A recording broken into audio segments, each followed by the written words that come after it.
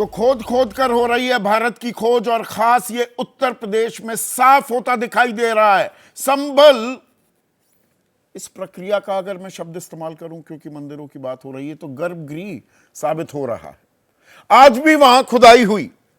चंदौसी में तीसरे दिन बावड़ी की खुदाई जारी रही और शेमनाथ धाम में एक पुराना कूप मिला। कल यानी कि 22 तारीख को बाबा शेमनाथ धाम में जागृत कुआं मिला। उससे एक दिन पहले लक्ष्मणगंज में 150 साल पुरानी एक बावड़ी मिली। 17 दिसंबर को बांके बिहारी का मंदिर जर्जर हालत में मिला।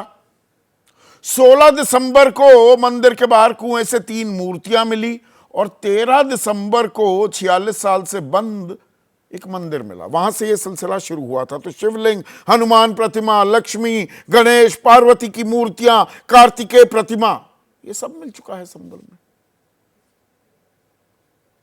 किसी ने कोई शिकायत नहीं की। यकायक ये ढुलाई होने लगी और मंदिर, कुआं, बावड़ी ये सब मिलने लगी। अब क्रोनोलॉजी अगर आप समझेंगे तो 12 दिसंबर को, देखिए 13 से ये काम हुआ शुरू। 12 दिसंबर को दरअसल सुप्रीम कोर्ट ने, देश की सर्वोच्च अदालत ने साफ कहा,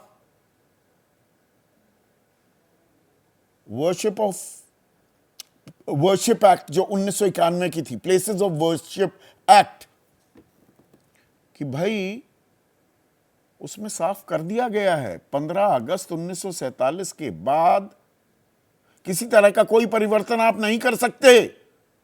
किसी भी धार्मिक स्थल में जो उसका रूप स्वरूप था 1947 में 15 अगस्त को, वैसा ही रहेगा। एक अपवाद सिर्फ इसमें बाबरी मस्जिद थी। तो सुप्रीम कोर्ट ने 12 दिसंबर को कहा कि देखिए अर्जी पर अर्जी और ये जो सुनवाई हो रही है और सर्वे कराए जा रहे हैं, सब पर फिलहाल रोक लगाओ। सरकार से जवाब तलब किया, नई अर्जी नहीं आएगी, नया सर्वे नहीं होगा, कोई खुदाई नहीं होगी किसी धार्मिक स्थल के नीचे, उसका असल चरित्र पता लगाने के लिए। और 13 दिसंबर से मंदिर, कुआं, बावड़ी मिलने लगी। और ये संभल ही नहीं, अब यहां पर उत्तर प्रदेश में बाकी जगह क्या हो रहा है। 16 दिसंबर को वाराणसी में मदनपुरा में प्राचीन शिव मंदिर मिला। 18 दिसंबर को अलीगढ़ में सराय रहमान में पुराना शिव मंदिर मिला। 18 दिसंबर को मुजफ्फरनगर में एक 54 साल पुराना मंदिर मिला। 19 दिसंबर को अलीगढ़ में सराय मियां में भगवान शिव, बजरंग बली की मूर्तियां मिली। 20 दिसंबर बरेली में 250 साल पुराना अवैध एक मंदिर था, उस पर से अवैध कब्जा हटाया गया। 22 दिसंबर कल खुर्जा, बुलंदशहर 50 साल पुराना मंदिर मिला। 23 दिसंबर आज जौनपुर मुल्ला टोला में कब्रिस्तान में 20 साल पुराना शिवलिंग मिला। और गाजियाबाद में मोदीनगर क्षेत्र में 100 साल पुराना शिवलिंग मिलने का दावा किया गया। अरे भाई, हजारों साल पुराना हमारा देश है, प्राचीन सभ्यता है। खुदाई करने लगोगे तो कुछ ना कुछ तो हर जगह मिलेगा। वो अखिलेश यादव जो कह रहे हैं यहां, वो सही बात कह रहे हैं कि हर घर में मंदिर था भाई इस देश में। खोजने लगोगे तो पता नहीं क्या क्या मिलेगा। तो देश को खोद डालोगे क्या? पर वो तो चलिए विपक्ष के हैं, उनके बयान पर आता हूं। लेकिन सरसंघचालक जो कई सालों से अब ये कहते हुए सुनाई देते हैं, सुनाए पाए जाते हैं कि भाई मस्जिदों को नीचे शिवलिंग ना ढूंढो। अयोध्या हमारा एक प्रोजेक्ट था, अब तो काशी 2019 में उन्होंने बोला था नवंबर में, जब राम मंदिर पर अहम फैसला आया सुप्रीम कोर्ट का, जिससे राम मंदिर के निर्माण के दरवाजे खुल गए, कि काशी और मथुरा अब हमारे एजेंडा पर नहीं है। कुछ दिन पहले बोले थे सरसंघचालक कि लोग अपनी नेतागिरी चमकाने के लिए ये काम कर रहे हैं, बात बात में मंदिर मत खोजिए, कहीं तो विराम लगाइए।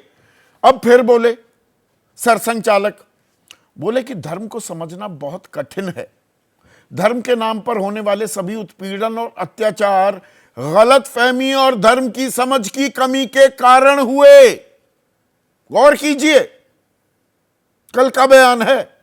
धर्म महत्वपूर्ण है और उसकी सही शिक्षा दी जानी चाहिए। धर्म का अनुचित और अधूरा ज्ञान अधर्म की ओर ले जाता है। धर्म का अनुचित और अधूरा ज्ञान, ये किसके लिए कह रहे हैं? पलटवार हुआ कहां से? जगत गुरु राम भद्राचार्य, वो कहते हैं कि इनका बयान तो अदूरदर्शी है। ये तो बहुत शॉर्ट साइटेड बात कह गए सरसंचालक। वो हमारे शासक नहीं है। संघ हमारा शासक नहीं है, हम उसके शासक हो सकते हैं। मैं मोहन भागवत के बयान से बिल्कुल सहमत नहीं हूं। मोर्चा खोल दिया। पहले भी जो बयान दे रहे थे कि भाई अपनी नेतागिरी ना चमकाओ ये मंदिर की ढुलाई में, तो सूबे के मुख्यमंत्री योगी आदित्यनाथ ने कहा था कि सनातन का सम्मान होना चाहिए किसी भी हाल में। फिर ये इस तरह के बयान क्यों आ रहे हैं? अब इसमें अखिलेश यादव कह रहे हैं कि संघ प्रमुख मुख्यमंत्री को फोन क्यों नहीं करते। एक कॉल से सर्वे और ऐसे विवाद खत्म हो जाएंगे।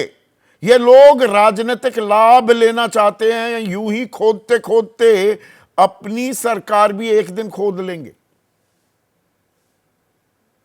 बीजेपी के कुछ लोग धर्म संकट में भी हैं। राम भद्राचार्य का भी सम्मान करते हैं और मोहन भागवत का तो सम्मान करते ही हैं, कोई भी बीजेपी का हो, वो तो परिवार के मुखिया हैं।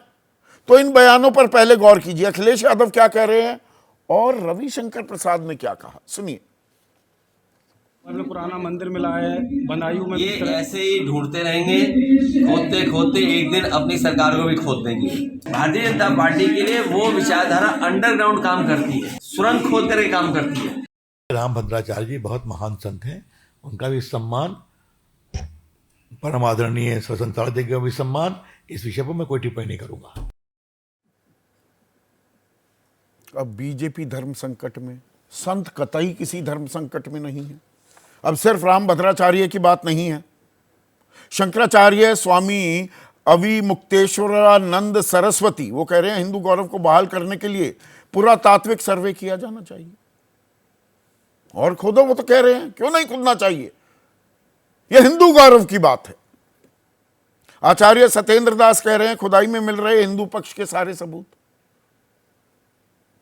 अब ये कोई इतनी बड़ी रॉकेट साइंस तो है नहीं। हिंदू धर्म ईसाई से पहले था। ईसाई धर्म को, क्रिश्चियनिटी को 2000 साल हुए हैं और 1300 साल के करीब हुए हैं इस्लाम को। देवकी नंदन ठाकुर कह रहे हैं मथुरा और काशी समेत हमारे दूसरे मंदिर हमें मिलने ही चाहिए। सरसंघ चालक कह रहे हैं 3000 साल से हम सब एक साथ रह रहे हैं, तो हम साथ रहेंगे। भारत विश्व गुरु बनेगा या ये खोद खोद कर ही होगी भारत की खोज, इसी पर आज हम चर्चा करने वाले हैं। ऐसे में आज का सीधा सवाल, 2 बार आपके सामने उसका जिक्र कर भी चुका हूं, खोद खोद कर होगी भारत की खोज। और खुदाई पर घमासान, आखिर क्या है समाधान, मतलब हल क्या है, हम खोज क्या रहे हैं, यह भी पता होना चाहिए ना।